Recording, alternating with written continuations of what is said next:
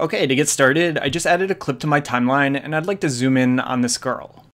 Using the selection tool, double-click in the preview to bring up this circular anchor point. Then drag the anchor point to where you want to zoom into. My subject is off to the right, so to get it centered, I'll want to drag the anchor point to the right of my subject. Now, up in Effect Controls, move the playhead to where you want to start your zoom. Click the stopwatch next to Scale to create a starting keyframe. Then move the playhead to when you want to be zoomed in by, and increase the scale to your liking to create a second keyframe. Now when I play this back, I have a nice zoom effect.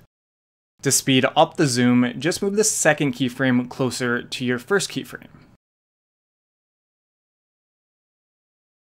Finally, to make this zoom smoother, drag to select both your keyframes, right-click one of them, and select Auto Bezier. Now it looks even better and more professional.